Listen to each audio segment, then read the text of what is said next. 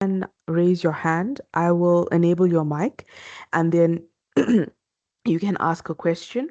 Or if you're feeling a little shy, you can always type your question in the chat, and then I will then alert the presenter to your question. At this time, I would like to ask Dr. Wahab, do you prefer the questions at the end of your presentation, or would you prefer it to be a more interactive session? Well, thank you very much, Miss Andrea, for the question. The way my presentation has been structured actually allows room for questions as the presentation goes on. However, if we choose to entertain questions at the end of the presentation, it's still okay by me. It's fine. Okay. All right. Perfect. Thank you so much. So our second point for the housekeeping rules, a feedback survey will be posted during the session. I will be posting it in the chat box. And the reason why we encourage you to fill out the feedback survey is because we want to gain insights as to whether this workshop was helpful or not, and also helps us as the RCD unit to plan for future workshops. By filling out the survey, it ensures that you receive a certificate of attendance. So I will be popping that in the chat shortly. I'm going to introduce Before I go ahead and introduce our speaker, I just want to speak a little bit about our RCD management system. And this system is here to streamline your research journey, and you can stay updated with workshops, you can book writing consults, and all other events are in one place. So if you haven't heard about it previously, you can log on to Ulink. You navigate and click onto the Services tab, navigate to and click onto the RCDMS tab, and there you can register using your UJ email address. That's very important, not Gmail or Yahoo. Please use your UJ email address. However, if you're having any difficulties at all, you are most welcome to email us at RCD Inquiries, and I will be posting that email address as well in the chat box. So I want to go on ahead to present or introduce our speaker for today, Dr. Wahab. Dr. Wahab holds a PhD in chemistry from the University of Johannesburg, South Africa. He is a physical and computational chemistry specialist. He is currently a postdoctoral fellow at the University of Johannesburg under the supervision of Prof. Penny Govender. His research focuses on the use of computational techniques to investigate and improve salient properties of materials and processes for sustainable applications in the environmental, health, and energy sectors, intending to accelerate the actualization of key sustainable development goals in the continent of Africa. So, without further ado, I want to hand over to Dr. Wahab. Thank you very much, Ms. Andrea, for the beautiful coordination. Please, from what I can see from my hand here, I can't share my slide because the sharing button is inactive. I don't know. Oh dear. That's odd. Okay. Do you maybe want to send me your slides? Then I can share it from my side. Okay, I can do that, no problem. All right. Let me send it right away. Okay.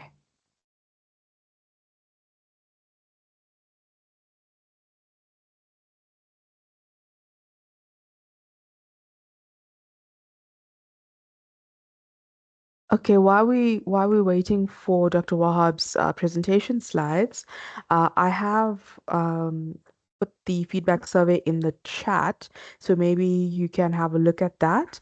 And if there are any questions or comments regarding registering on the RCDMS, I am here and available for any challenges that you are facing. If you just simply want to know a little bit more about it, I can also assist you during this time.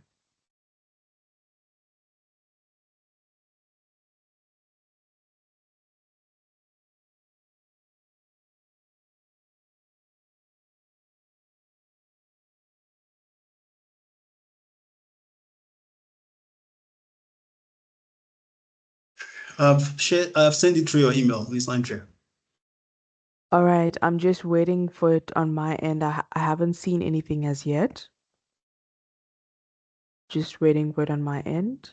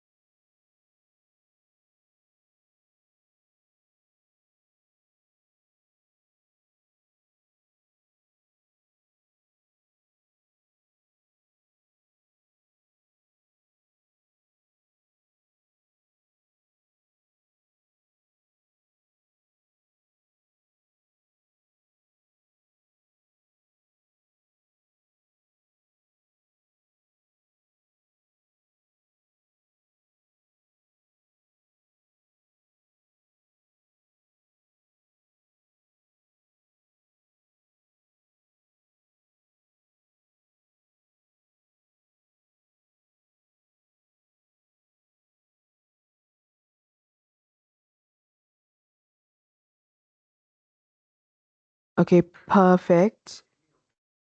I see that I did receive your slides. I'm just going to um, present it now. Just give me a second. Yeah, that's fine.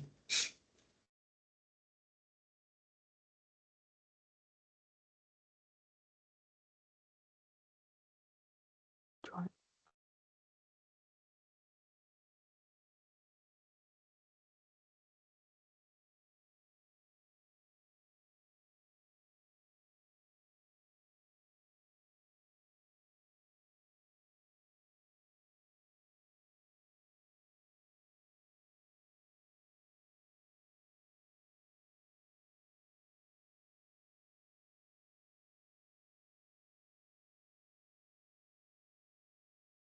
Perfect, Dr. Wahab. I can see your slides. It's just not in the presentation mode.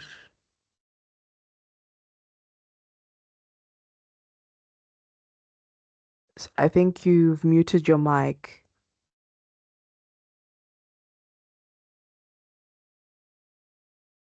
Dr. Wahab.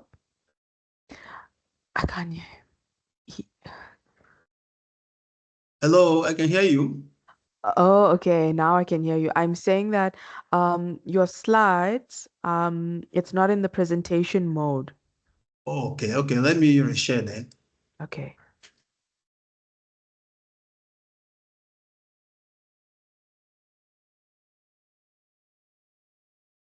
Yes. Okay, perfect. Thank you very much. Perfect. Thank you so, so much. Okay, you can take it away. So can I go ahead? Yes, go ahead. Thank you very much, Miss Andrea, once again. Good afternoon, everyone. Uh, Thanks for having me to do this presentation. I hope that by the end of this presentation, I would have added to what I already know as far as this topic is concerned, while at the same time, will have contributed the little I can contribute to advance understanding on this topic. So once again, thank you very much. As we can rightly see, the title of this presentation is Writing an Effective Abstract, Introduction and Literature Review in the Natural Sciences. Of course, we know that natural sciences is just one of the fields, one of the broad fields of a knowledge. And under this, we have disciplines like chemistry, physics, mathematics, environmental science, biological sciences, and so on and so forth.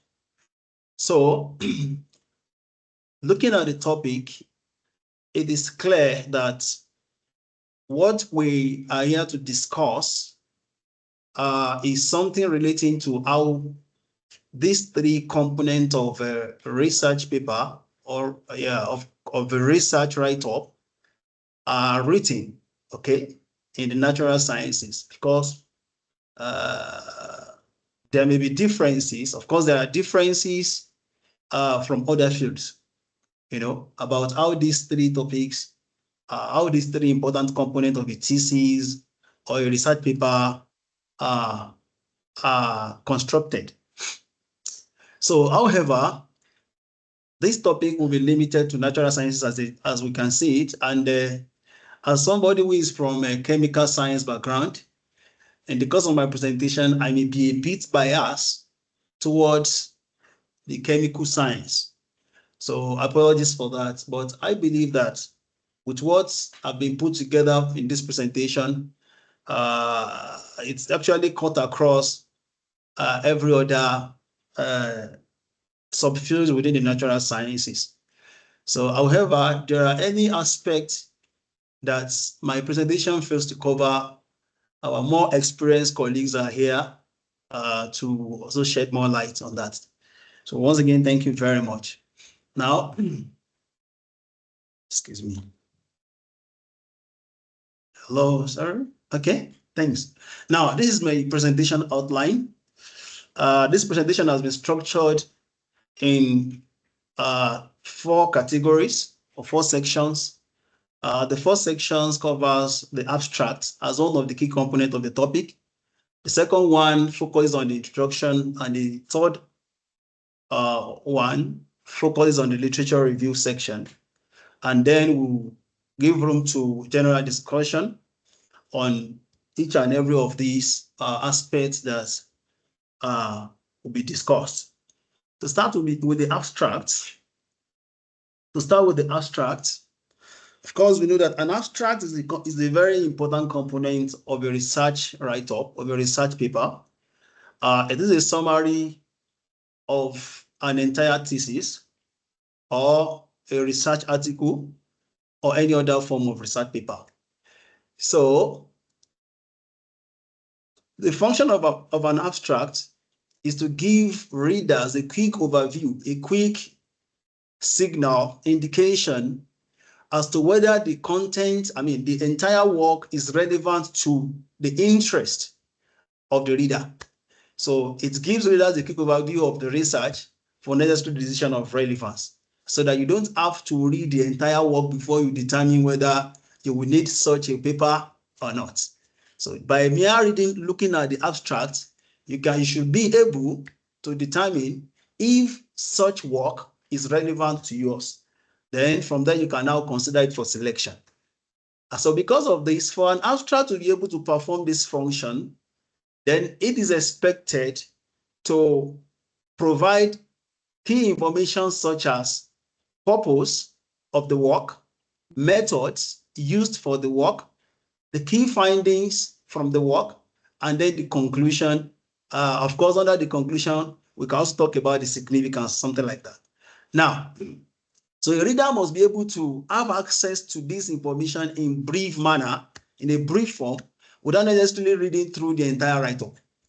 So the standard of the number of words of an abstract is actually within 150 to 300. For some journals, they will specify the maximum limit to not to exceed 250. So others will allow up to 300 or even less than 250. So now, for an abstract to be able to perform these functions, it must possess some qualities, which are highlighted above. And the first one is the conciseness and clarity.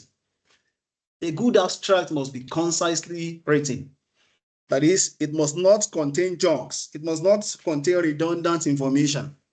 It must be concise in the sense that it must be brief as much as possible without losing quality, without losing the key information that are supposed to be present. Then it must be clearly written. it must be clearly written, such that when a reader is reading it, he can readily understand the message, the content of, he can readily understand the message contained in the abstract, and from there have a clear idea, a clear understanding of what the entire work is about. So it's unfortunate nowadays that you see some abstracts, when you read them, you cannot even understand what the work is about, because right from the beginning till the end of the abstract, you can't really connect what has actually happened or what has actually been done in that work. Another quality of a good abstract is that it should be self-contained. Self-contained in the sense that you don't have to look for any other section of the write-up before you can get the meaning of the work. By mere looking at the abstract, one should have a clear understanding of what the write-up is about, what the research is about. And that is what is described as standalone, so that when you submit an abstract, it's just like submitting a truncated version of a write-up. Of course, a microcosm form of a macrocosm. That is a unit. When you look at, for example, human, what do we call it? Life as a whole, it's a life developed from cell, and cell is the unit. So being a unit means that it possesses the properties that the entire thing, the entire whole possesses. So this must be found in an abstract. Another quality is that which talks about accuracy. Accuracy actually talks about the ability of an abstract or the property of an abstract reflecting the actual content of the work. You will see some abstracts that when you look at the abstract and you later read the entire write-up, you realize that the abstract has actually misrepresented the work. The abstract has misrepresented the work, because when you look at the body of the work, you realize that the important messages that are supposed to be in the abstract are not reflected in the abstract. So that talks about accuracy. So a good abstract must be accurate. When you read it and read the entire write-up, you should be able to see that it is a true representation of the write-up. The next point there is specificity and quantitativeness. An abstract must be, the content of an abstract must be specific. If something is observed, say it is observed. If it is not observed, say it is not observed. And if it is observed in certain quantity, you also need to specify that. This is expected in when writing an abstract in natural science disciplines. So, for example, in chemistry, if there are various ways of expressing quantities, you can express by volume, you can express by mass, you can express in terms of concentration. So depending on what you are working on, and I believe the same thing is obtainable in physics, they have several units. If you are measuring forces, you express that in Newton. You are measuring power, you express it in watts, energy in joules, and so on and so forth. So when a research is conducted that measures any of these properties highlighted or mentioned, then you should be able to specific when you are reporting what was obtained in the course of your study in the abstract. So you need to be able to specific. You don't generalize as if your finding is applicable or is general everywhere. So you need to be specific. You need to specify the conditions under which you obtain your result. You need to specify the what do we call it? You need to specify the amount, the extent to which a property is displayed. So, and so on and so forth. Another important quality is objectivity and neutrality. An abstract must be objective. It must not be subjective. It must be objective, that is, it must address the key points of the work, and must stay neutral. The issue of neutrality requires that when presenting an abstract, you present it as the results appear. You present the results section as it appears. Do not overstate or be being biased by trying to use your own emotion or your subjective decision to manipulate the findings from the work or the purpose of the work and the other aspect of the abstract. So it has to be objective and neutral. Another important quality is it must be logically and sequentially presented. It must be logically and sequentially presented. Let us look at what has already been mentioned above: purpose, method, key findings, and conclusion. Usually, an abstract begins with a problem statement. You give the problem statement to provide a background for the work. Then you move to the what? The purpose of doing the work, the method used, key findings, and conclusion. So when presenting the abstract must be presented in logical and sequential manner following this order mentioned. So you do not present the method before the background.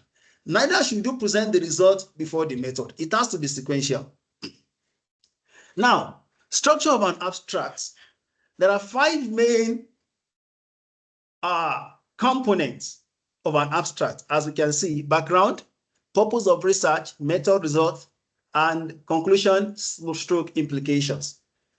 So what is expected under the background is to briefly state the problem. Just state the problem briefly, maybe in 1 sentence or 2. Then the next aspect, then what should come next to that is the statement of research aim and the desired goal. You can say this study aims to investigate the level of artificial intelligence applications in the field of science with a view to. So the first part of this statement is talking about the aim. Now, the second aspect, with a view to providing useful statistics. So that is the goal. So these two should come together when we are stating the purpose of the research. And another thing is the method. Under the method, we are expected to summarize the method by hitting the main, find a way to summarize the method as much as possible, because especially in natural sciences, you can have works involving extensive use of methods. As much as, at the same time, we still need to be as brief as possible. We need to summarize the method because the abstract must not be too lengthy. So all we need to do is to give the major experimental design, the main experimental design, and if it is a method, we give the method and give a brief description of the method, okay, in a very concise manner. Then the work could be theoretical, like those of us in chemistry and those in physics. We used to do, we engage in a lot of researches in computational studies in physics and chemistry. So whereby we do not even go to the laboratory at all. Rather, we do everything we do computationally. So we need to give details of the method used. For example, if you use a particular density functional theory, you mention that theory, that level of theory that is used. If you make use of a model, a theoretical model, you state it in the method. Then the next one is the result. So what is expected here is to highlight key findings, and the key findings must be presented in an orderly manner, in the sequential order of presenting the method section, the method aspect. So you do not say, when you talk of sentences, after sentences, the next thing is you characterization, then application. So it will be wrong for one to start presenting the key findings from application before talking about sentences, then characterization. So that will distort the flow of communication of the abstract. So the last one there is conclusion and implication. So of course, deductions must be made from the key findings. You don't just say, okay, this is what we obtain. No, you need to give what the deduction, the inference that you can bring out, the sense that you can bring out from the results, and the potential implications, the implications of that. That must also be contained in the abstract. So when we can see that when all this information are put together in the abstract, any reader that reads it will feel satisfied and will get a clear understanding of what the work is about. Writing tips. So to write an abstract, there are 5 W. There is this what we call 5 W's approach. 5 W's approach. The first one is, what did you study? What did you study? So this 5W approach means that once you are able to answer these 5 questions, you have written an abstract. Or in other words, to write an abstract, a complete abstract, you just need to answer these 5 questions. What did you study? Why did you study it? With what method? What did you find? Then why is your finding important?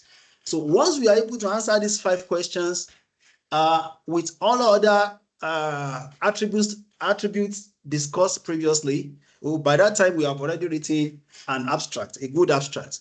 Now, what to avoid when writing an abstract? In an abstract, citations must be avoided. In fact, when it is necessary for us to put citations, most journals that I have seen would actually ask you to provide your citation in full. Don't abbreviate. So give the full citation inside an abstract. So otherwise, avoid citation in an abstract. Secondly, do not be too detailed. Don't present the method as if you are writing a method section in a what do we call it, in a thesis. So you need to be brief without losing point. You need to be brief without losing point. So do not be too detailed, and avoid the use of jargon. You will see some abstract enriched with big vocabularies that will actually make it difficult for readers to get the message. And there are some abstract, like in journals of maybe American Chemical Societies, you will see some of their top journals that sometimes you will need the assistance of an expert for you to really bring out the sense, okay, the sense in that paper through the abstract. So as much as possible, an abstract should be kept simply. It should be kept simply, avoiding too many difficult words, because when you have too many jargon in an abstract, it will distort the flow of communication. Also, avoid extraneous content. We need to avoid extraneous content. That is, anything that is alien to the work should not appear in the abstract. Anything that is alien, that is strange to the work, that is not part of the work, should not find its way into the abstract. That is what that means. Then no use of multiple paragraphs. Usually an abstract is just a single paragraph. From what I know, it is a single paragraph. And that is what I've seen and what is obtainable in most of these top journals. Also, tables and figures are not allowed except for graphical abstract. Of course, some journals will ask authors to submit graphical abstract. Some journals made it compulsory, while to some it is actually optional. So when you are not writing a graphical abstract, there should be no tables and figures in your abstract, to the best of my knowledge. Now, let us now take a look at a sample to demonstrate what we have discussed so far. Now, let us look at this abstract. Prospects of pollutant for pollutant treatment strategy was theoretically investigated in this work by studying the mutual degradative interaction between elemental mercury and selected polychlorinated and polybrominated biphenyls. When you look at this opening statement, we could see that this statement combines a background, or let me say the purpose of the work. The purpose of the work. That is the purpose of the work. If you look at it critically, the work aimed to investigate the possibility of a pollutant, the possibility of eliminating a pollutant with another pollutant. And the work is a theoretical work. Okay, that is another important information. And of course, how was that investigated? It was investigated by studying mutual degradative interaction between elemental mercury and that organochlorine or organohalogen compounds. So those are two different types of pollutants reacted together, and the possibility of them reacting and canceling each other was investigated in this work. So they highlight the text highlighted in yellow says using a range corrected density functional method. So this is the statement of method with SDD basis set. That is the method used for this work. Then further, that goes further by saying the reactions were modeled in vacuum and all that medium listed, and look at how brief this method has been presented. Meanwhile, if you look at the actual paper, you will see that the method is actually is something that is very detailed. It's an extensive series of activities conducted, but just in 4 lines, this abstract has presented the entire work without losing quality, without losing any what do you call it, important message. So the blue highlight is now talking about the result obtained from the work. Kinetic and thermodynamic predictions reveal that interactions are possible in vacuum, but with minimal kinetic. So these are the key findings. There are other findings that a reader would find in the entire work, but with these ones, a reader can decide if this work is relevant to his or not. So now, the orange highlight, the text highlighted in orange is emphasizing a key contribution. Apart from consistency with existing reports, especially in that medium, our results revealed for the first time the likelihood of solvent-assisted transition from a rate-limiting first step to a rate-limiting second step during a zero-valent metals reaction with. So this is also important in an abstract. I did not really talk about this when I presented an abstract. It is also important to state the key contributions. The key contributions that is different from what is known before, because this will actually sell your work and it will attract the interest of readers better than when you don't put this kind of statement. So we believe these findings could be significant, could cause significant paradigm shift in the management of waste containing mercury, PCB. So this is talking about the conclusion and the implication of this work. So that is one. And this is a work that was published last year by our group with Professor Penny. And this is another abstract. So to solve the problems I shared with, so this is talking about problem, statement, and purpose. Naproxen-based ionic fluid containing, so this is what was studied. The structures and thermal properties were analyzed. Those are the properties analyzed, part of what was done in the work. Then with what method? Through the conductivity method, the solubility at 25 degrees Celsius and 37 degrees Celsius, and the critical micelic concentration were determining the water. So this is talking about the methodology, the method, and what was how the research was conducted. Then the next text, they are highlighted in orange color, is talking about the key findings, while the last one is talking about the conclusion. So these are the key ingredients that must be found in a good abstract. Thank you very much. Now, I don't know, shall we move to the next the introduction section, or there are contributions from the listeners, or we should take contribution after the whole presentation? Miss Andrea? Yes. Okay. Let's pause for maybe a minute or two.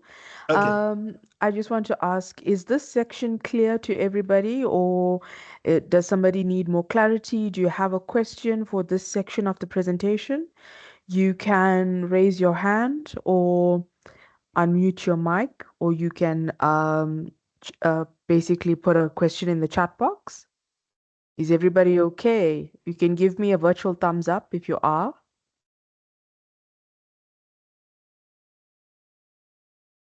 All right. Getting some. All right. All right. I guess, Dr. Wahab, everybody is okay. I think the section was clearly explained. I think you are ready to move on to the next. Thank you very much for that. And I also appreciate my listeners. Thank you. Now, we move to the introduction section. Introduction is extremely important in any scientific write-up, in any research, because this is where the stage is set for the research. Before any reader will be interested in looking at what the method used, how it was conducted, and the result, a reader will first be interested in looking for information such as, number one, is this work a new work? Has it not been done? Has it been done before? Has it not been done before? That's the first question. Is it novel? So A reader will be interested in looking for the significance of the work itself and the potential application or implications of the work. A reader will be interested in that. A reader will be interested in the amount of contributions that the work, has the potential of adding to existing knowledge. A reader will be interested in this. So this is why, in fact, a reader will be interested in the problem that the work is intending to solve. And this is why when the introduction section is being drafted, special care must be taken to provide these important ingredients in this section, because this is what will attract a reader, any reader.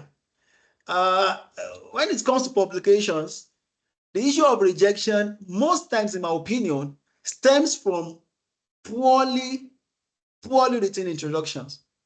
Stems from poorly written introductions. And my reason is very simple. If you have access to read something, even if you have a wicked heart, if you are a wicked person, or you a sadist, no matter how bad you may be, if you read a compelling introduction, you will be confused. I mean, you'll be confused in the sense that it will be difficult for you to say you are not going to recommend such a kind of work for publication. So before we start attributing rejections to some other reasons, we should first of all look at what we have done. So as I said, this section is very, very crucial, because this is where the stage is set for your research. And it must provide details such as what is already known.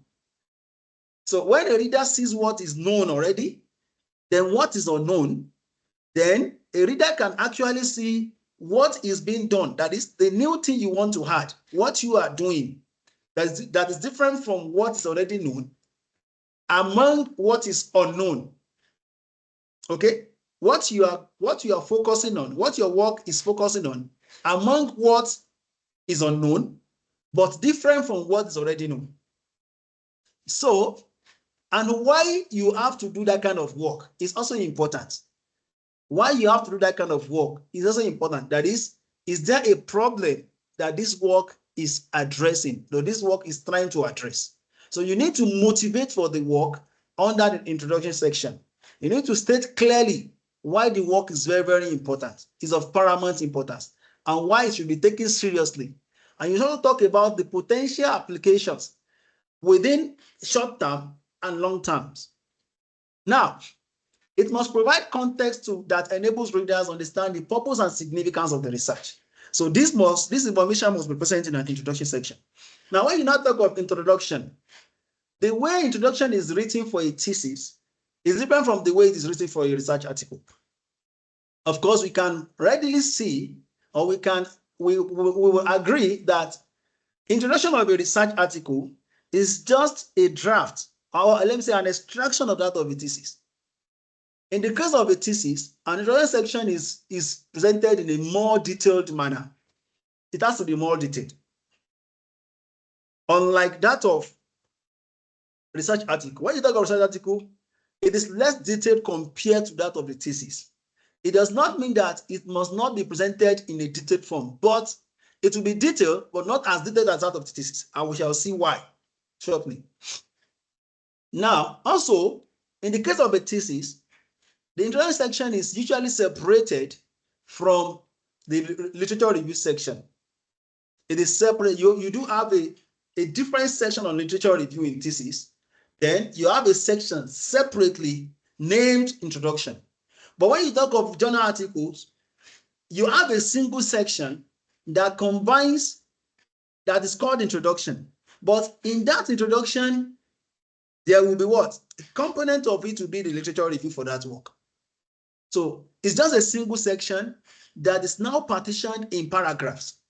So in each of the paragraph, you pass important message. For example, with the first paragraph, okay, when you are talking about the introduction of a journal, the first paragraph can talk about the problem that the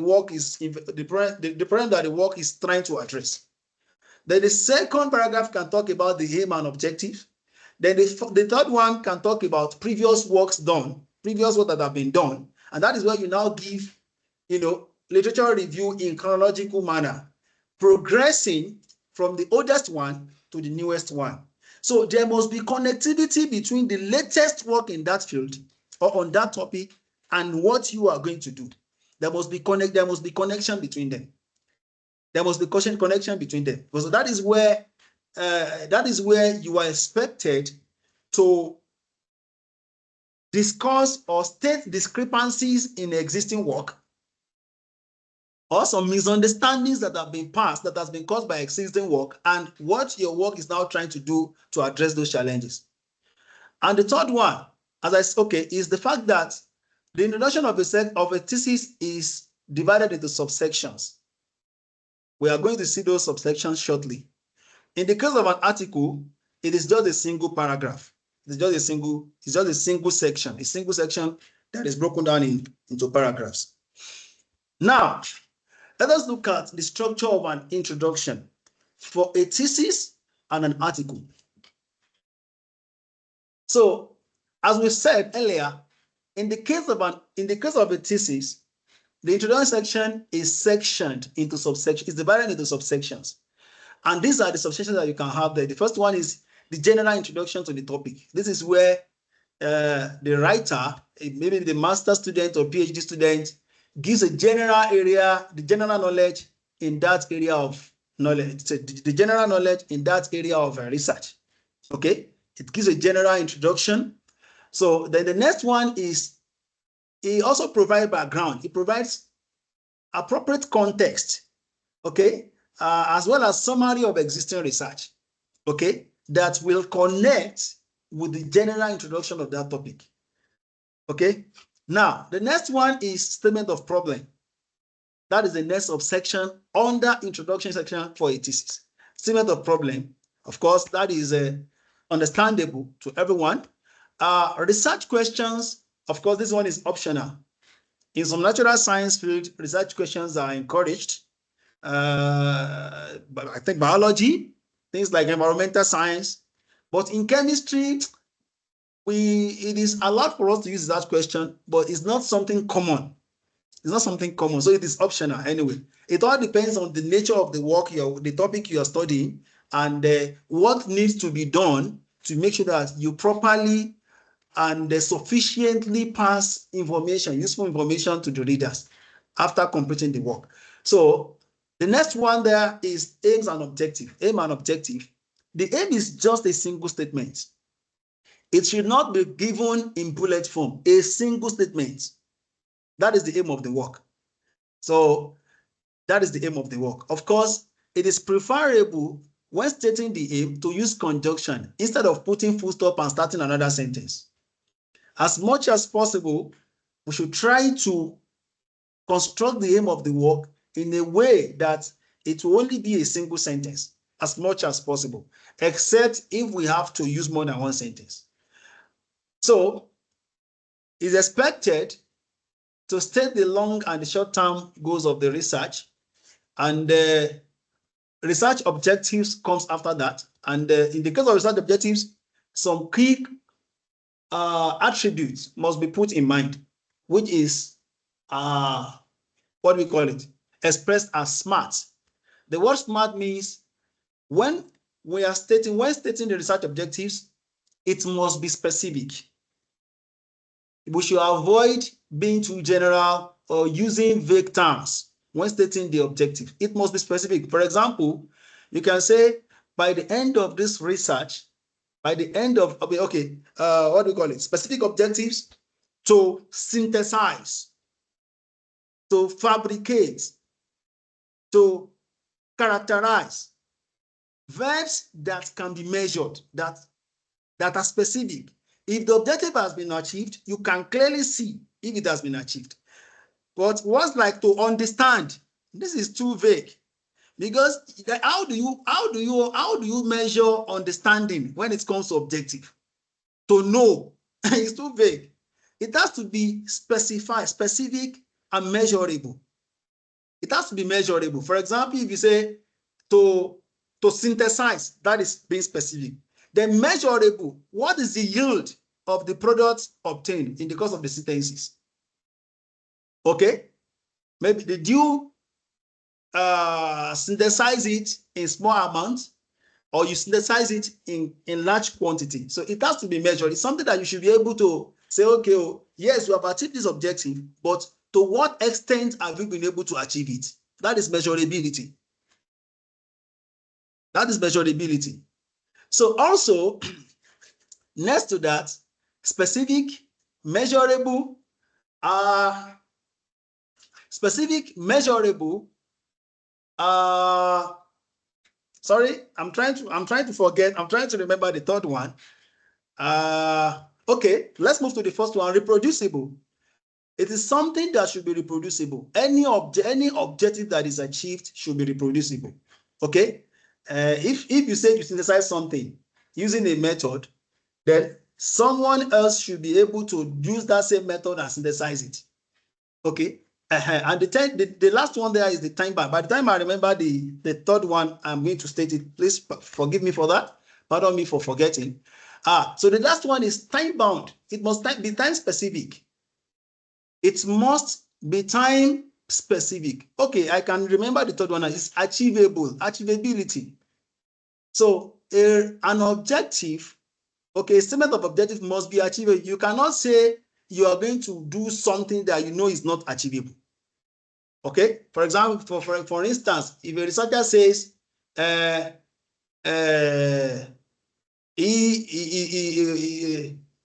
it may be achievable but not achievable within the resources within your disposal or within the limit of time available for you to do the work.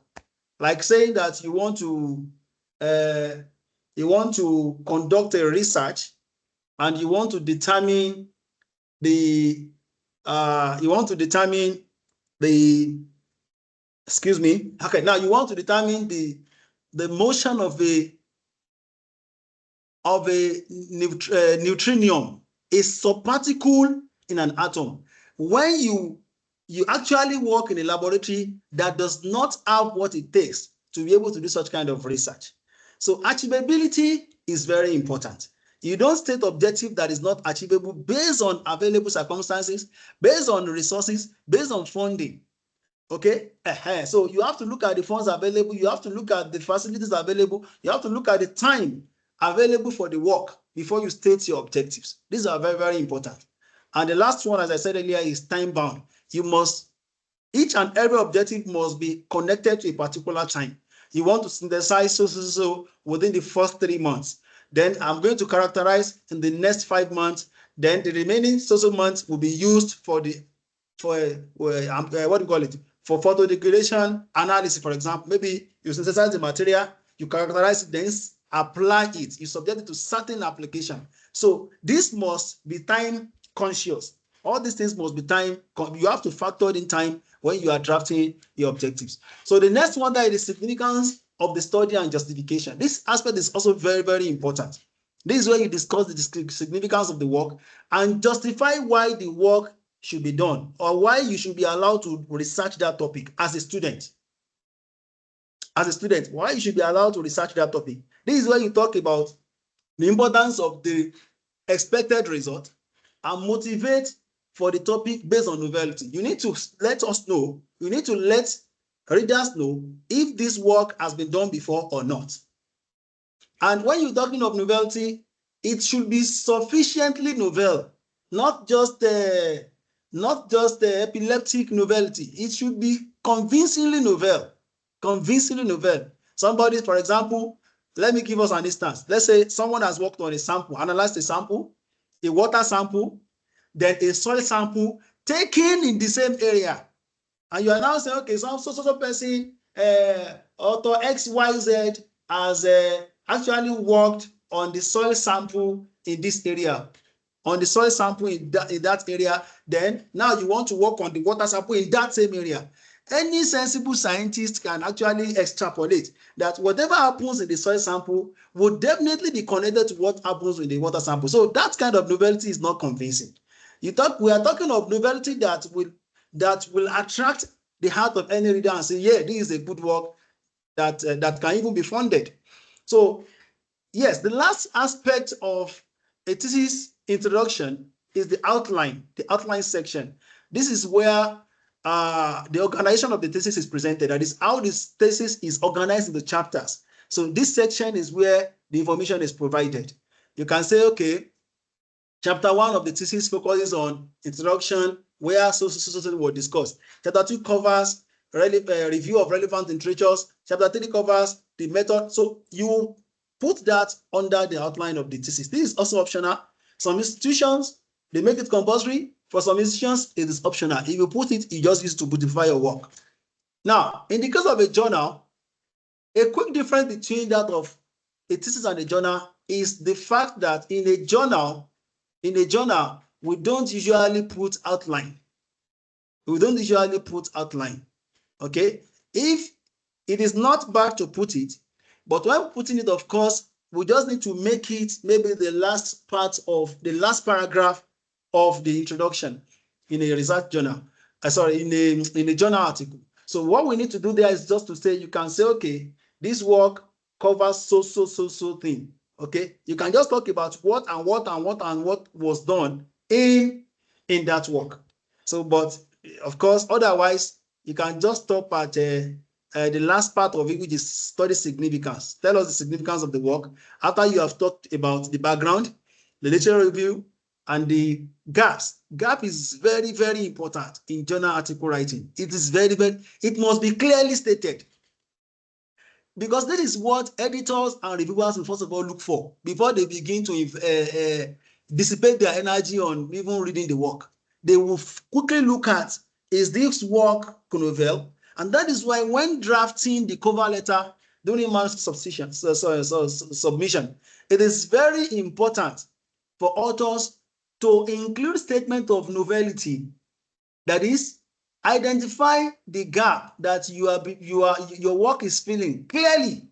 Identify that gap and also state how differently your work is trying to address that gap. So it's very, very important. It's very important. The next thing is purpose of research. This should also come under the introduction of an article, novelty statement, and the significance of the study. Yes. So the last part under the introduction there focuses on the tips for writing a good introduction. The tips.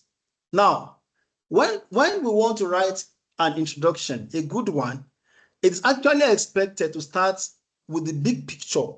First of all, provide the background knowledge for a reader, for the readers. Then from the general statement that you make, then you can now narrow it down to the main research focus so that the reader will know the parent of your work. The reader will know the source, where your work is coming from. Then, by the time you narrow it down, which section of that parent are you focusing on? Then your reader will be able to say that. So, but when doing this, it should not be too vague. It should not be too vague, actually. I think we can look at the pitfalls later. So the next one there is use recent and verifiable statistics or facts. It beautifies an introduction when you can put statistics, facts that catches the attention of readers. Okay, you can say, okay, for example, mercury is among the 3%. According to WHO, mercury is among the top 5 elements that are harmful to life and safety. And you put a reference. That is a statistic that is important. Top 3%.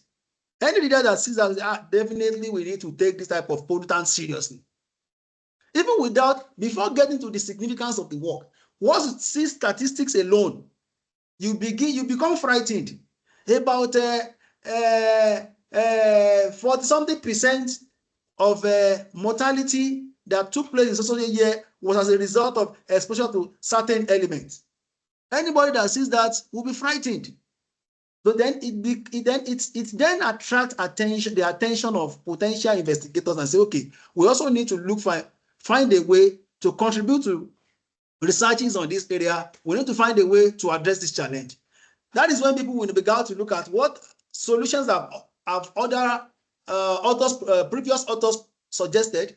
What is it? What different thing can I contribute? Okay, so by looking at statistics, it beautifies readership. It beautifies readership. So it is very important for us to engage in the use of statistics when we are actually drafting our introduction. Also, ensure clarity of statements of novelty and research gap. As I said, I have explained this before. This is very important. In fact, probably the most important component of the introduction, novelty and research gap, because that is what is justifying whether you should even do the work or not. Keep it logical and clean. Logical in the sense that the presentation must be sequential, must be logical, there must be flow, there must be coherence, and it must be clean, devoid of grammatical blunders, typo errors, spelling errors, and so on and so forth. Also, it must be audience-centered. This is another important aspect that determines the rejection or acceptability of papers. When writing an introduction, you must bear in mind, for example, you must bear in mind the potential audience of your work, the potential readers, those who may want to use your findings. Now, if you are self-centered and you write your introduction in a way that only you can understand it, forget you have not passed any message. You have to bear in mind the type of audience that will be reading your work and tailor the write-up in a way that will be understandable and attractive to them. So you have to be audience-centered. It is very important. Ensure clarity, conciseness, coherence, and good flow. I think this is self-explanatory. And one other thing there is write it last. Anyway, write it last. This is actually saying that we should write the introduction section. Let it be the last section you will write after the whole work. This may not be agreed to by everybody because it depends on what is more convenient for you, for anyone, for you as a writer, as a researcher. Some people prefer to write introduction first. That is, when you choose to write introduction before any other section, it's like you are the one that wants to set the direction you are going. You have read literature extensively. Then from the ideas you have already gathered, you now want to set a direction, a trajectory for yourself. Then you write the introduction and say, I'm doing this, I'm doing this, I'm doing this. Then what you put there will only define what you'll be doing.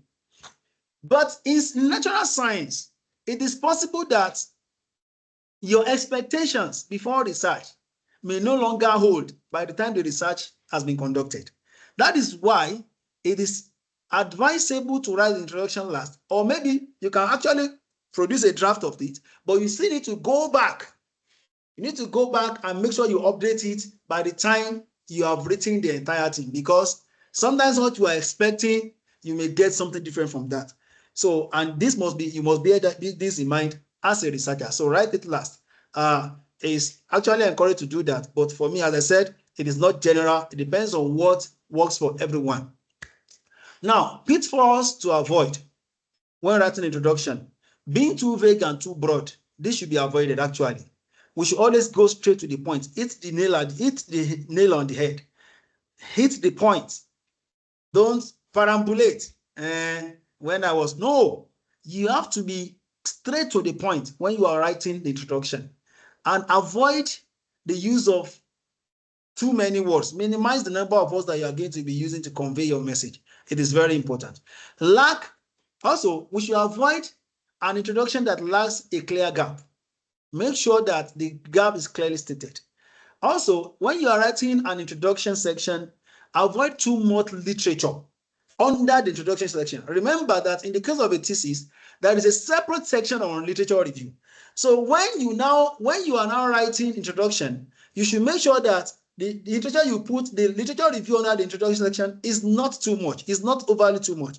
Because when it is too much, it's like duplicating the literature review section. So that should be avoided. Too much jargon This has been explained earlier under the abstract. We should avoid using too many big, difficult words. That will distort the flow of communication of our work. Also, we should avoid an introduction that has a weak flow and structure. Weak flow in the sense that when you move from the first paragraph or the first section or the first subsection to the next subsection, there is no clear connection between them. It's like the first section is talking about different thing, the next one is talking about different thing, the next one is talking about different thing. That is a weak flow. So, and it will distort the coherence and the understandability of the writer. Also, the structure is very important. The structure is very important. We must ensure sequential presentation of the introduction section when we are writing it. So the structure is very, very important. Also, we should avoid exaggeration. Do not exaggerate. You have just done a work. You have just done a single research work, and that work can only stand the test of time, for as long as your findings are still valid. And sometimes your findings may only be limited to the location where you did the work. For you now to report it as if it is applicable globally, I don't know, that is not expected. So do not exaggerate. Do not exaggerate. Like Abraham, do not say that the findings of this work will certainly, or you say no doubt, the findings of this work will certainly help to address. You are exaggerating. So things like a modal auxiliary verb like could should be encouraged. The findings of this work could assist significantly, could assist significantly in addressing this problem of water pollution. That kind of thing. The word could is limiting the emphasis, limiting the exaggeration there. So it's telling us that this work has the potential of doing what you say it's going to do, but you are not overstating it as if it is the beginning and the end of all the findings. So then you should avoid being overly lengthy. You should avoid being overly lengthy. Now, so let's quickly take a look at the CARS model. The word CARS simply means create a research space for writing an introduction. That is the CARS model. This is a model that has been put into use for several decades, and up to today, it is still relevant. It is still relevant. So the CARS model, what are the three models? This model involves three basic moves. The first one is establishing a territory. Establishing a territory. The second one is establishing a niche. And the third one is occupying the niche. Occupying the niche. Establishing a territory, what does this mean? It simply means that we should provide a general introduction of the topic, give information on the significance, and highlight the prior works that have been done in that area. This means you are establishing a territory.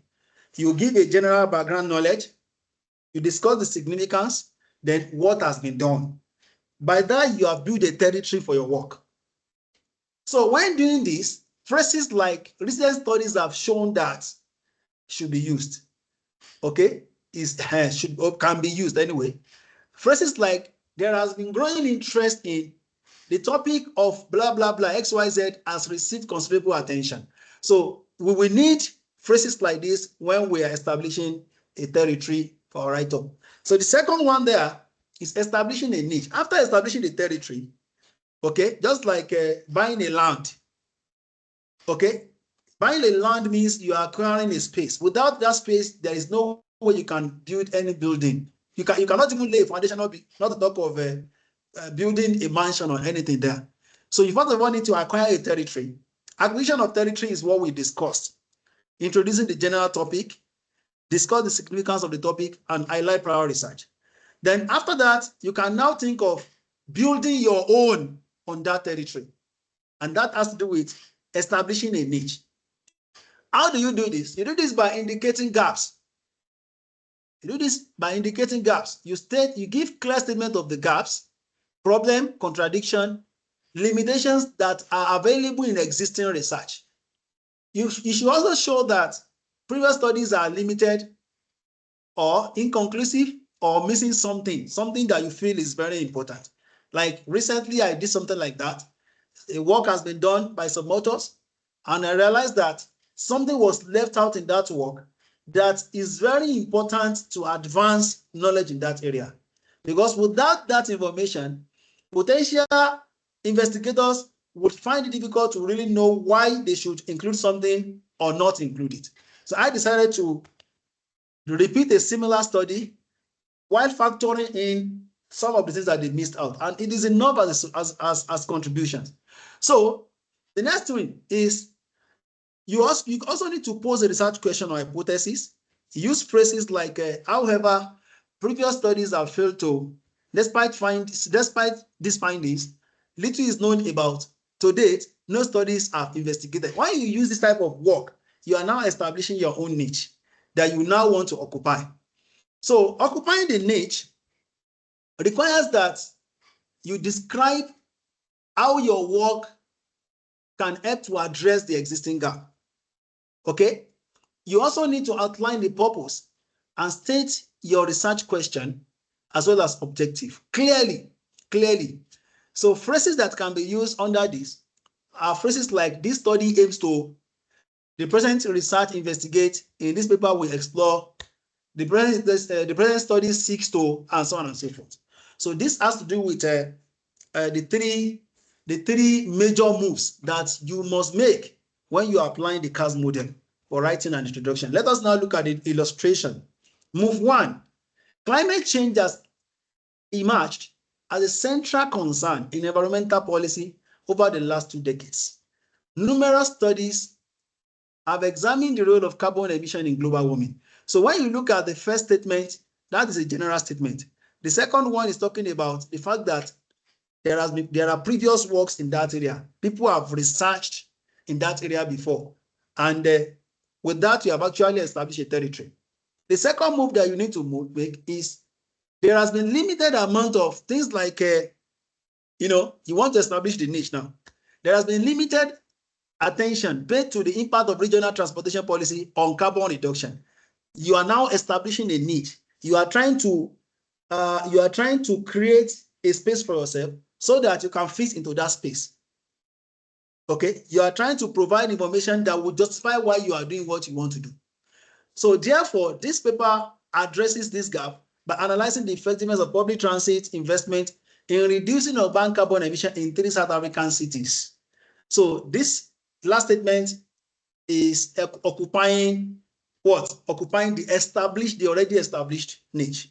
So that is all about the CAS model. And we can quickly take a look at some samples of thesis introduction and that of article introduction.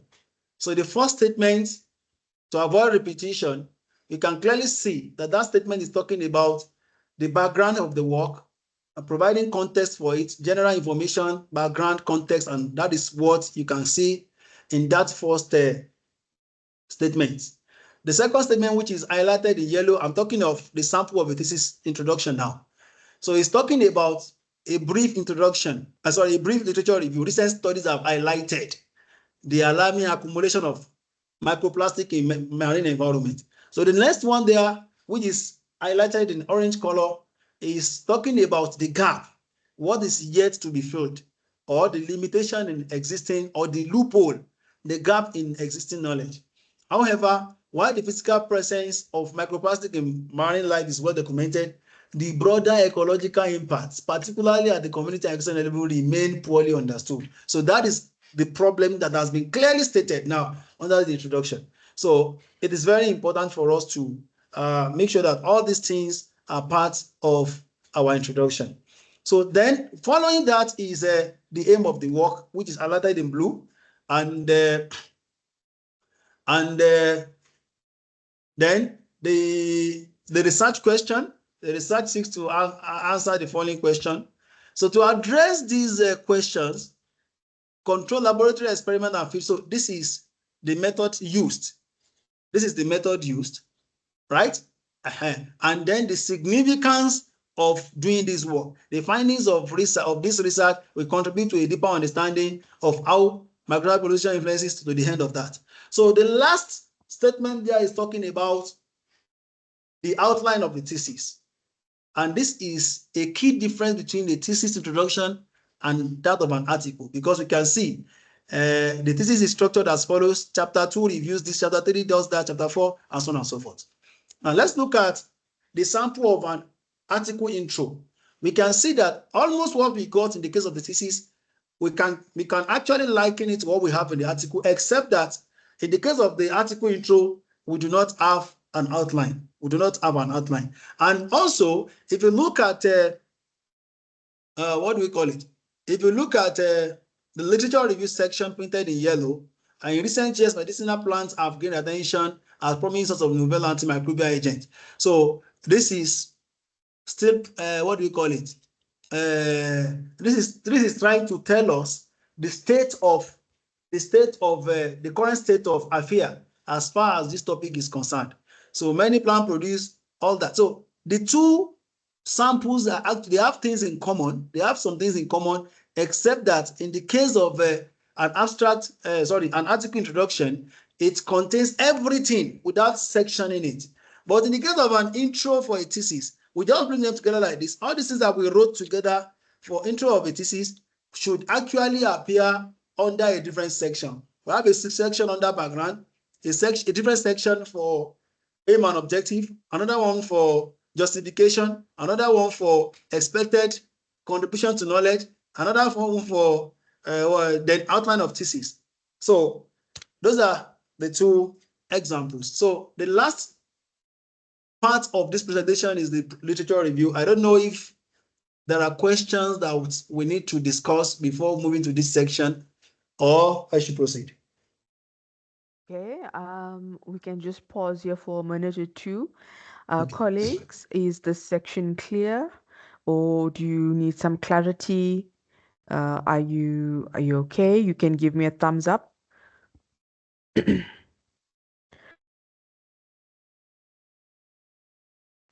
Okay, all right. We have a question. You can go ahead, on Tile.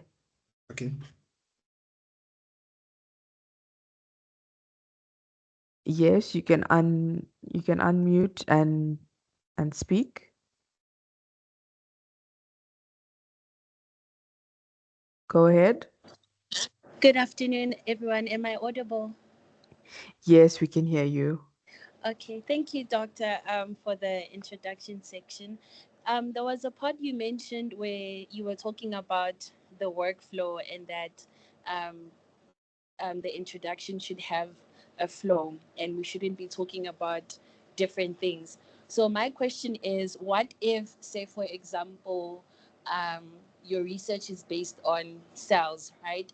And then you are focusing on different mechanisms involved in the cell. So in one paragraph, you're talking about, let's say, for example, cell death, and then the other one, you're talking about like maybe the immune system. So is there a way in which you can try to like make that flow, or is it fine? Okay. Thank you very much for that question. When you talk of, your question is centers around cell, which falls within the fold of biological sciences. However, there is a point that you made, which I think encapsulates everything, and that is talking about the various mechanisms. Mechanisms may be varied. I mean, you could have various mechanisms of a process taking place, but the first thing remains that all those various mechanisms are mechanisms.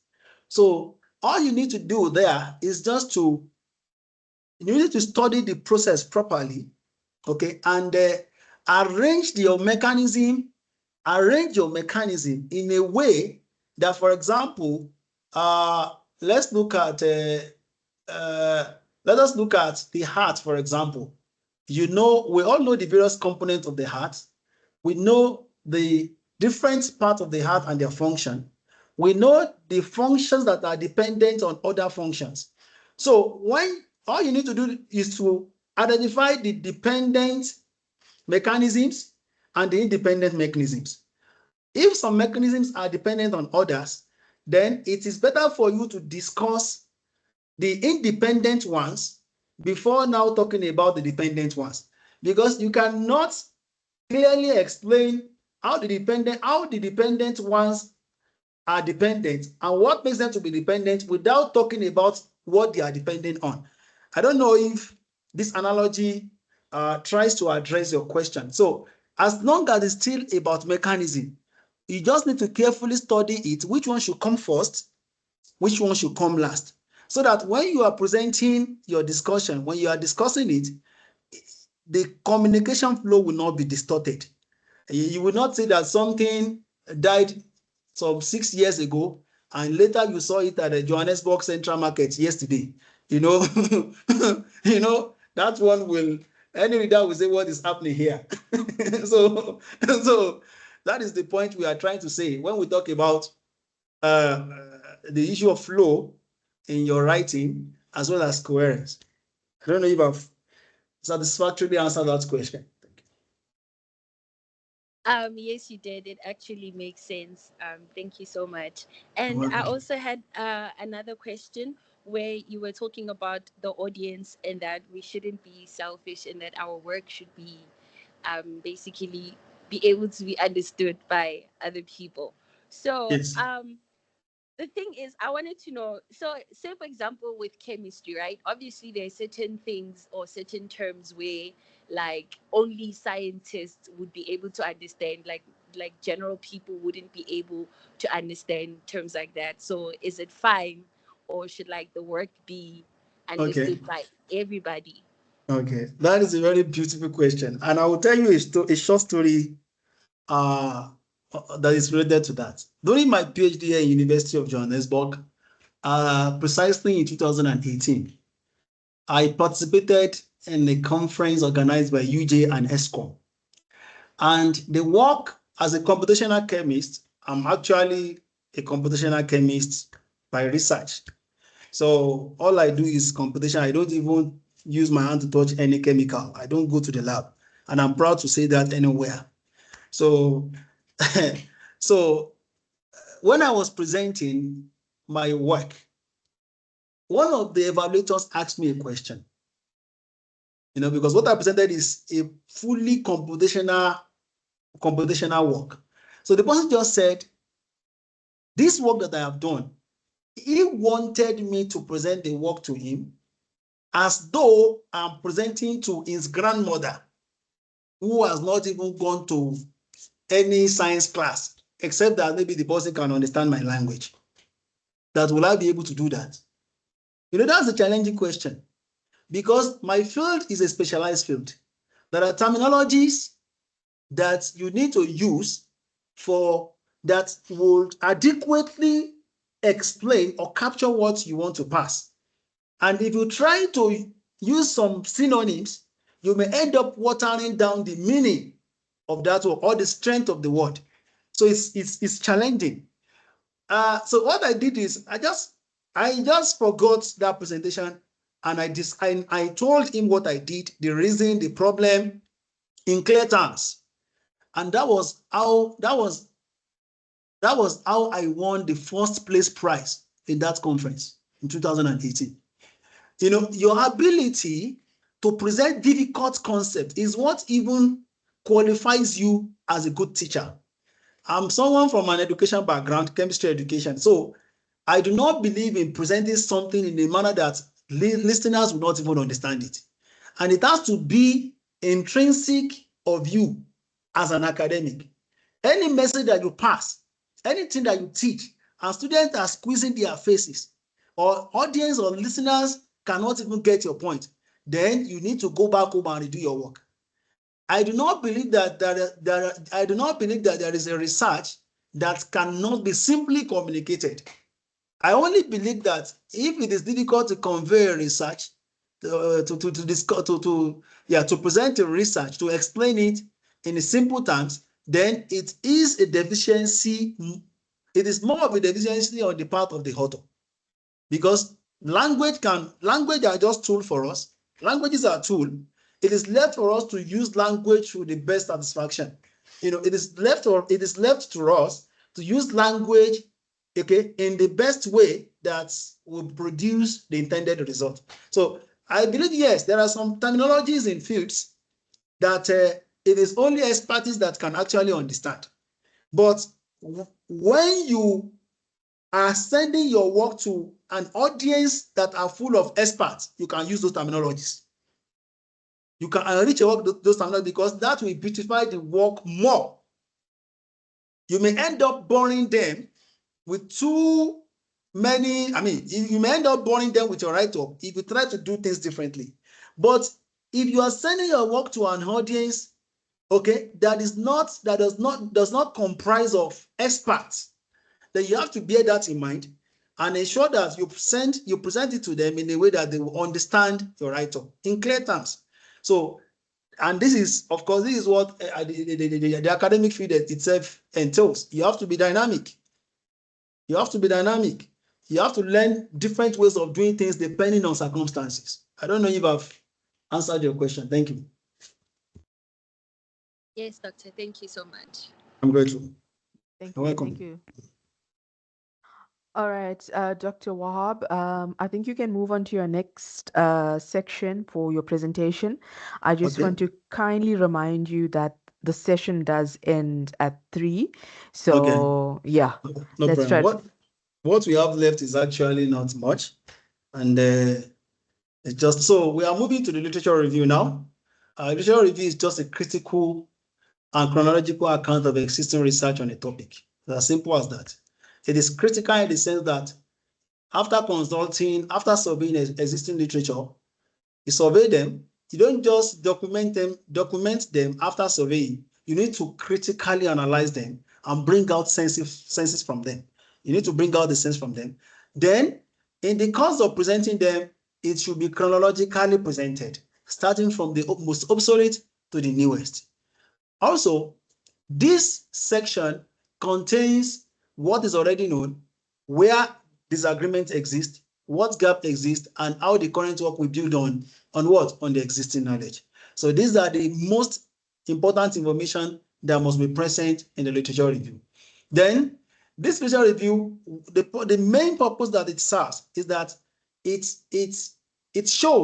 proves that the researcher is conversant with the research field, that you have not been left behind.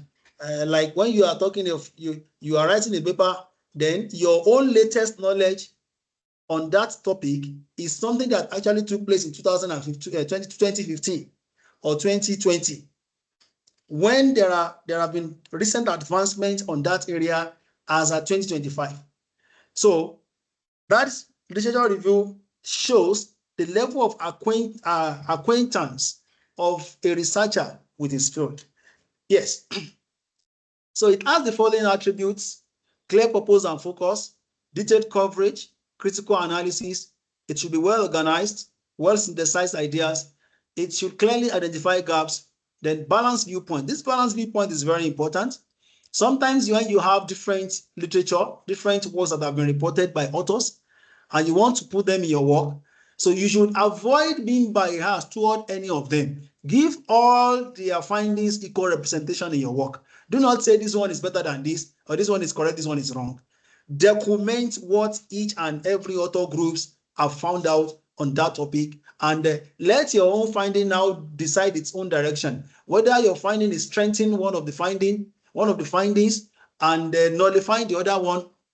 So let the result take care of itself. So proper citation is needed in a good literature review. There must be proper citation following the approved style of the journal or the university, and the format requirement must be obeyed. Then the referencing must be up to date. So structure of a standard literature review, you have like 5 components there: introduction, main body, synthesis, conclusion, and reference. When you talk of literature review, you can have a whole paper called review. That is when you're talking of review article. So the scope of this presentation does not dig deep into that. We're actually looking at literature review generally for thesis, articles, and it's also applicable to review article. Just that we are not discussing review article extensively in this presentation. So I think maybe another presentation by somebody else who is an expert in the field will later come up with later in the future. So what we need to do is just to introduce the topic, define the scope, the purpose, source selection, review organization, all this must come under the introduction of the literature review, which means when we are writing the literature review chapter, we still need to start with a brief introduction, okay, so that readers do not have to go back to chapter 1 to know what that topic is about.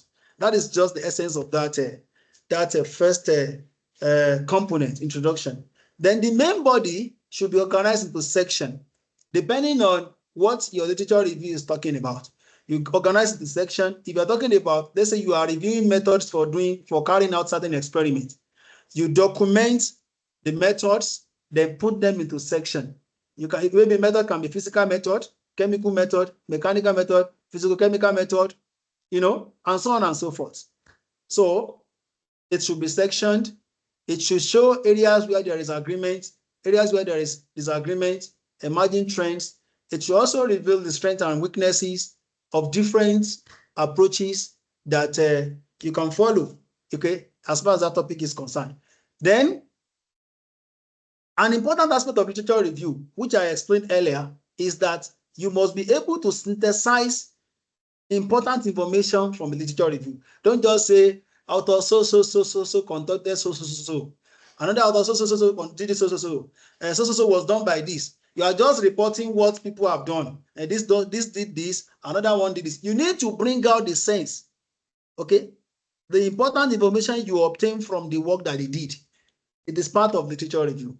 Then, conclusion is also an important component of literature review. That is where you summarize the key findings, you emphasize the gaps. You have already identified the gaps when you are doing the sentences, but you now need to re-emphasize under the conclusion. Okay? So by the time you emphasize the gap, you can suggest future research direction and emphasize clearly which of the gaps you want to be working on. It's also very important to connect your literature findings with your study aim. Connect literature findings with your study aim, because by that connection, readers can see what has been done differently and what you are adding to it. Then the last aspect of that is the referencing.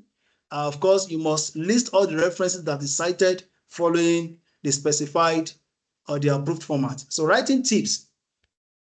When writing the literature review, it is good. We are strongly encouraged to consider the following tips. Maintain logical flow between sections. This is very important.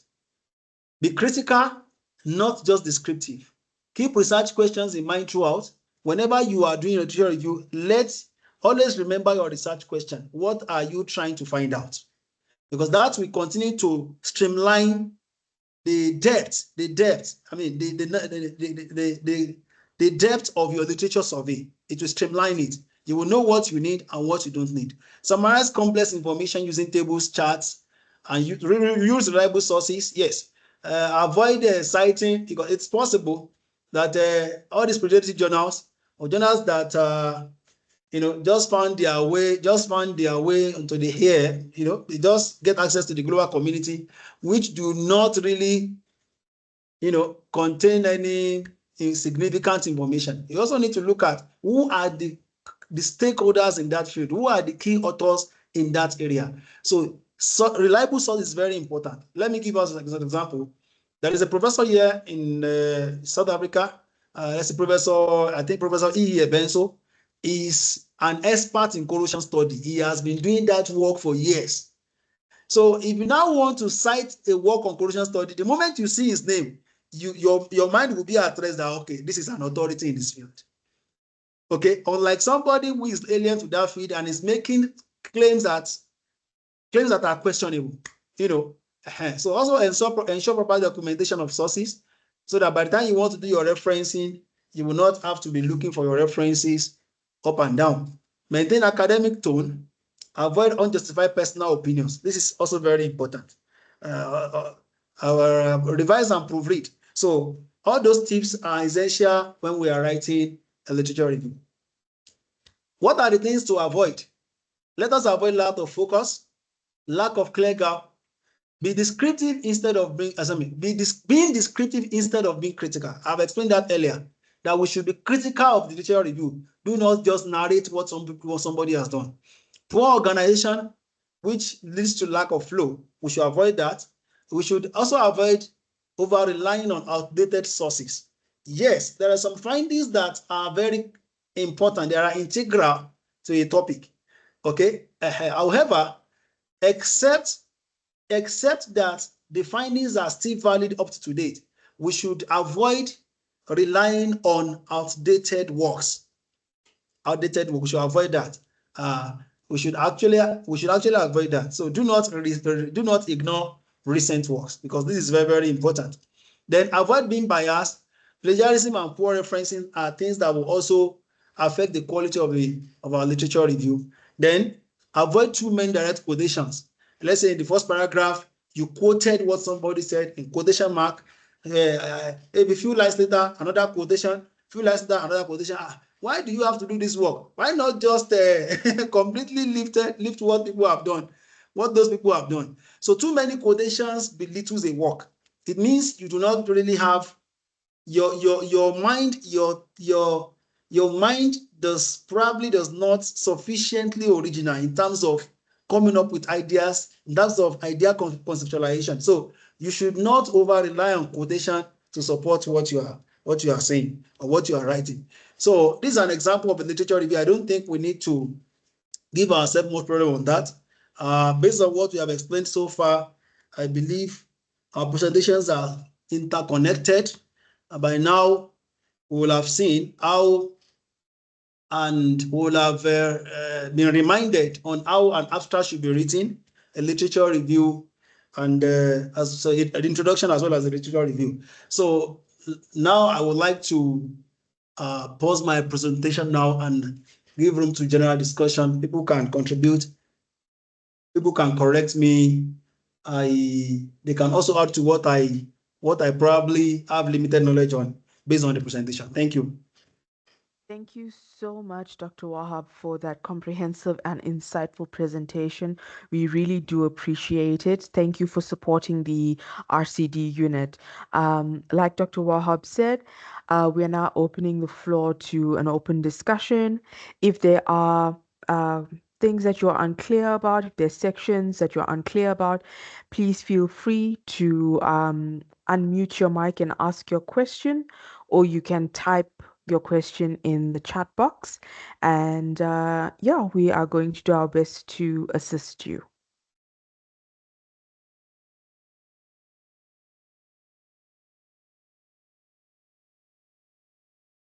I guess you are still thinking about the questions.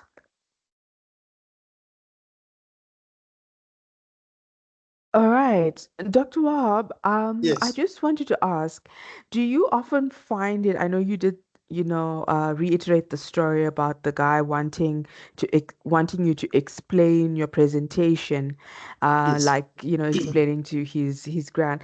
Do you often find that that is the case in terms of, if you were at a conference or just maybe a meeting, that sometimes computational chemistry isn't the easiest, isn't the easiest of subjects to understand, and you often find people maybe struggling with the idea of understanding what, not specifically what you're saying, but actually the whole topic of computational chemistry. Do you find that? Yes. Thank you very much for the question, Ms. Andrea. That is true. You see, every field has its peculiarity, actually. Computational chemistry is a born out of quantum chemistry. Just that it is still possible for you to do computational chemistry presentations without going too deep in quantum chemistry. By the nature of the field, you often find it difficult to explain some concepts. For example, if you are talking of a basis set, let me give you an example. A basis set, that word basis set, maybe for somebody who is a bit inclined to mathematics will remember what a set means. A collection of an element, an array of elements, things like that. But when you say basis set, the word basis and basic, they are not the same. Basic is a literary word which probably anybody can understand. But when you talk of basis set, then people, laymen, those who are not in the field, begins to think, what is the meaning of basis set? Now, but it is possible for you to explain it to a layman if you understand what a basis set means. Good. All you need to do is, for example, you can even pick a material. You can pick a material during the conference. Say, this is a material, for example, let's say a battery. Talk of any material, okay? Either made of carbon or something. I say, this material, can you see it? Everybody can see it. This is a matter. Everybody knows what matter means. The component of matter we know it is composed of particles tightly held together. Then you can now tell them that it is possible for you to describe this system, to describe it mathematically. They will ask you, how would you do that? How would you do that? Then you then proceed by saying, do you know that this thing consists of particles? They will answer you yes. Now, those particles contain subparticles. Yes, anybody who has elementary knowledge of science will say yes. The particles are proton, neutron, and electron. Now, among these particles, there is one particular particle that determines the chemical behavior of any system, any material, any matter, and that is the electron. Okay, you start from simple to complex. Now, when we now talk of an electron, the same way human beings live in a building, electrons have rooms, they have houses in an atom. When you explain things like that, they will understand. So you are comparing human beings to an electron. The same way you have your own room, and maybe in your room, maybe 2, 3, or 4 of you are staying in the same room. And by the time you exit that number, you can no longer stay in that room. You have to look for additional room for you to what? To occupy. The same thing, the same way electrons behave. Once they are more than 2 in a given orbital, the next one has to move to another place. People will begin to understand. Now, when you now say basis set is a mathematical way of describing the behavior of electron, people will understand better than when you have not likened your presentation to what they already know.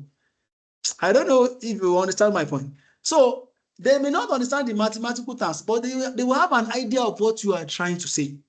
Okay, we don't know these terms, but I think we understand what this presenter is saying. So it is possible. It is possible. Just that we also need to understand what we are presenting, not just to say you cram it or something like that. Because if care is not the case, there are many things that you will just cram them in computational chemistry. Meanwhile, you need to understand the meaning. Try to understand the meaning.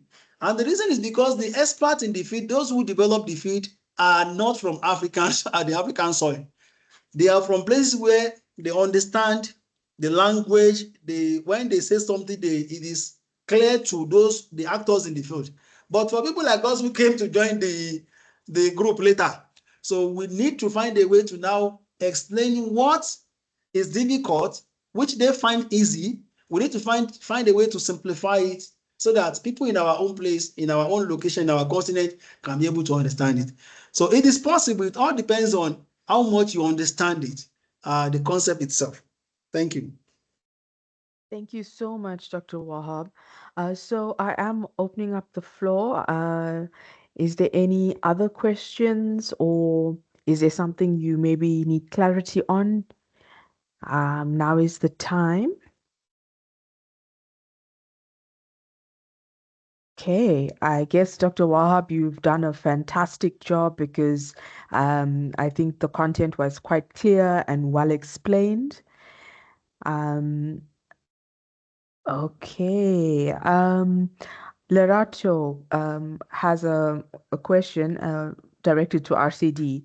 Could you guys please organize a workshop on how to write an effective abstract introduction and literature review for the Faculty of Engineering and Built Environment? Okay. Yes, we can. I'm actually going to note that down. And yes, we will be communicating um, that we will be able to fit that in upcoming workshops. Thank you so much, Lorato. All right, is there anybody else that may want to ask a question or you're not sure? Okay. All right. I just want to remind you that I did post the feedback survey in the chat. If you guys have some time, you can fill it out. It will just guide us on how to better prepare or better arrange future workshops for you. I also at this time want to ask, um, basically, this is coming from Lerato now.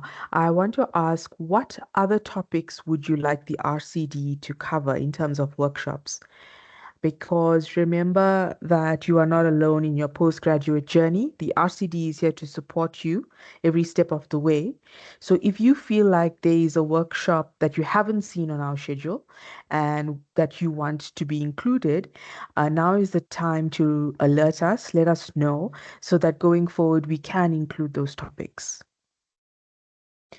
You can simply unmute and let me know, or you can type in the chat.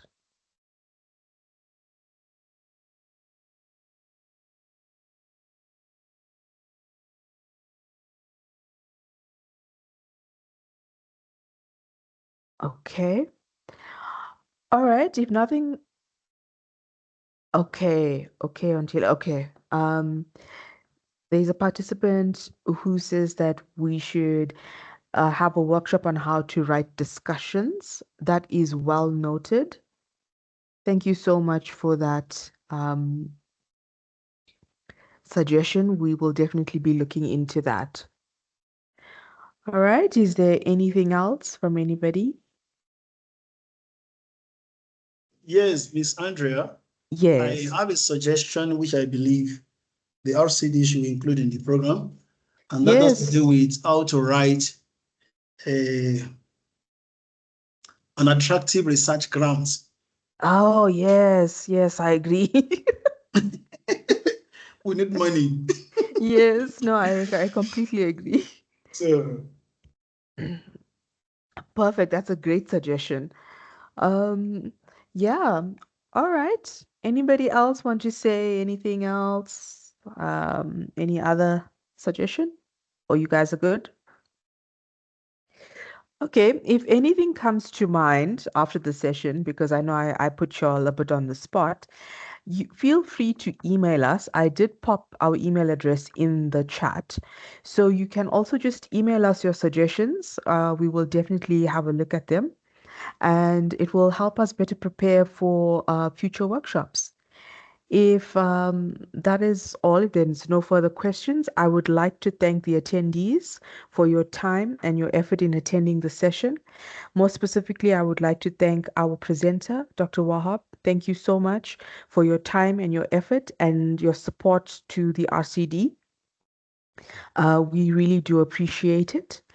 And given that this is the day before the long weekend, I want to wish everybody a pleasant afternoon further and have a blessed and safe Easter weekend. Thank you so much for joining. Miss Andrea, thanks for having me. Thanks, a big thanks to the RCD team. Well done. Thank you. Thank you. Okay. Hoping to see you guys in future workshops and have a lovely afternoon. Bye bye.